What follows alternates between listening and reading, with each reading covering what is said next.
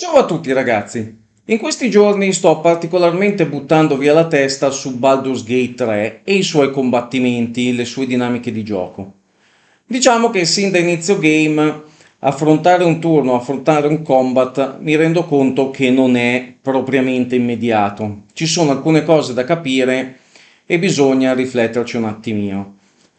Non è facile sopravvivere, come vi mostro anche in questo video, se volete dargli un'occhiata sull'inizio del game e sulle difficoltà che si trovano, che si trovano appunto all'inizio. E mi sono detto, vabbè, perché non fare un video dove cercare di spiegare un attimino come funziona la turnazione, come funzionano le azioni, e ho preso il primo combattimento un pochino di rilievo che ho trovato. State tranquilli, se volete sapere cose importanti sulla storia non ci sono spoiler, siamo proprio all'inizio. E ho detto, va bene, proviamo a creare qualcosa di carino per cercare un attimino di spiegare step by step, magari più avanti approfondirò la cosa un pochino meglio, come funziona il turno, come funziona effettivamente un combat. Quindi spero che questa cosa, soprattutto se siete all'inizio, possa esservi d'aiuto e se magari avete già iniziato a giocare da qualche giorno, magari trovate qualcosa che vi è sfuggito, qualche suggerimento in più che vi manca. Comunque sia, spero che questo video sia di vostro gradimento e nel caso dovesse esserlo, vi invito a iscrivervi al canale, a cliccare sulla campanellina così potrete essere notificati dei miei futuri video, lasciare un like, lasciare un commento. Insomma, quelle cose che si fanno su YouTube quando si gradisce il video, quando si gradisce il video di qualcuno, insomma. Va bene, intanto basta con le parole e vi lascio la visione del video. Se riuscissi a non impappinarmi una cazzo di volta. In questo momento il mio team è composto da 4 personaggi, ovvero il mio stregone Dragone de Bianco creato a inizio game, Shadowheart che è una chierica alta mezzelfa che era con noi sul Nautiloide a inizio game, vabbè lo scoprirete iniziando a giocare oppure se avete già iniziato il gioco sapete esattamente di cosa sto parlando.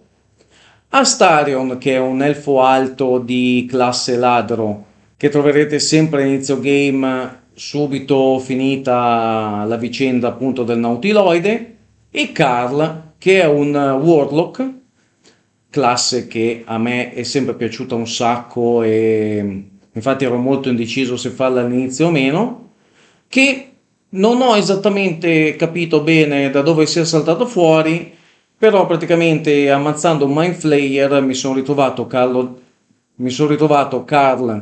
nel gruppo e lì c'è rimasto finora appunto perché la razza del Warlock mi piace parecchio.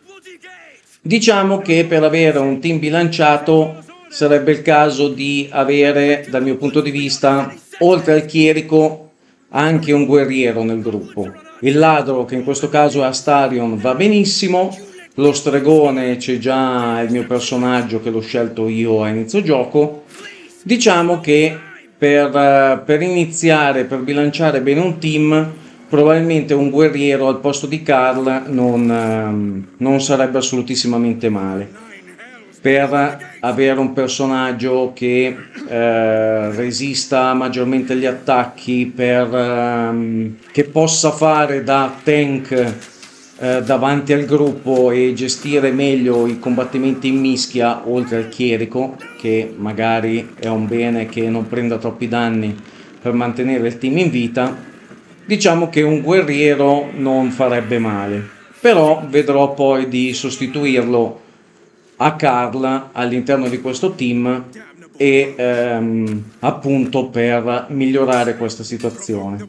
Ma iniziamo a vedere ora questo combattimento come si svolge e come è meglio far interagire i personaggi tra di loro. All'inizio di ogni scontro avviene il tiro d'iniziativa, ovvero nel gioco cartaceo veniva fatto con i dadi. Ogni personaggio faceva il proprio lancio di dadi per stabilire in base all'iniziativa chi agiva per primo. L'iniziativa altro non è che l'ordine di azione all'interno di un turno e in questo caso di un combattimento. Qui viene fatto in automatico dal gioco e nel caso specifico vediamo prima gli NPC e i nemici muoversi fino ad arrivare al turno della nostra paladina. All'interno di un turno si possono fare più cose.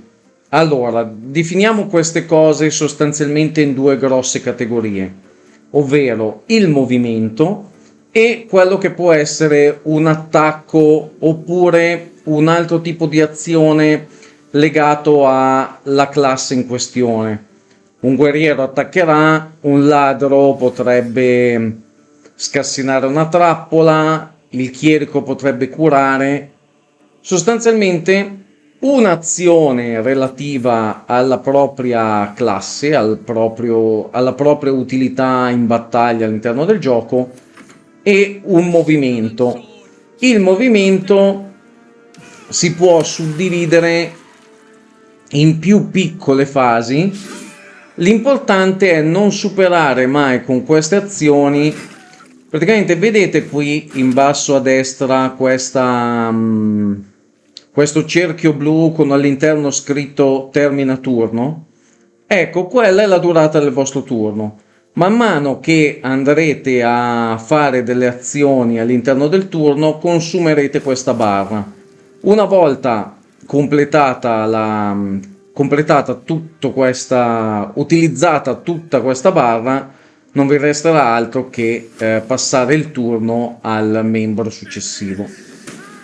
Nel frattempo nel video è andata avanti anche l'azione di Astarion, che senza muoversi ha appunto fatto l'azione di attacco e ha incenerito uno dei goblin lì vicino a lui. Mentre con Paladina abbiamo utilizzato un'azione di dash, quindi nel suo movimento abbiamo deciso di utilizzare tutta la sua azione per dashare e quindi compiere una distanza superiore al normale movimento. Dash appunto permette questa cosa ed è un'abilità che può essere utilizzata da qualsiasi personaggio. Con Astarion che è un ladro siamo rimasti fermi nelle retrovie, essendo un personaggio comunque sia non dalle grandi caratteristiche fisiche, è meglio se possibile attaccare da lontano. Stessa cosa la facciamo anche col nostro stregone, ovvero lanciamo un incantesimo e rimaniamo nelle retrovie in modo tale da essere lontani dal centro della mischia e quindi rimanere più protetti. Resta ora il turno del nostro Warlock che, avendo caratteristiche una via di mezzo tra stregone mago e una via di mezzo tra guerriero, comunque sia si sposterà dashando di fianco alla nostra paladina per dare un pochino di manforte al centro della battaglia. Ma lasciamo ora scorrere praticamente un intero turno che si svolge sostanzialmente con le cose dette fino adesso, tra attacchi, movimenti, insomma niente di più di quello che è successo finora, fino a tornare al turno successivo del Warlock, dove in questo caso utilizzerò interdizione alle lame. Alcuni incantesimi, alcune capacità, abilità vi daranno modo di resistere in combattimento a degli attacchi. In questo caso interdizione alle lame, come dice appunto il nome, vi dà modo di resistere agli attacchi di spade, lance e compagnia bella. Quindi è molto utile in alcuni casi in cui siete circondati o comunque state facendo dei combattimenti in mischia, ricordarvi di utilizzare queste abilità. In alcuni casi una buona difesa potrebbe essere più utile che un attacco in più andato a segno. Però queste sono cose da valutare con l'esperienza e imparando a conoscere il gioco. Bene ragazzi, questo scontro è finito e assieme allo scontro anche questo video inerente ai fondamentali del combattimento e del turno su Baldur's Gate 3. Finito il video non mi resta altro che ricordarvi di passare a trovarmi in live su Twitch in modo tale da poterne discutere direttamente durante le live e poterci scambiare pareri di persona. Ciao a tutti ragazzi, vi aspetto e al prossimo video.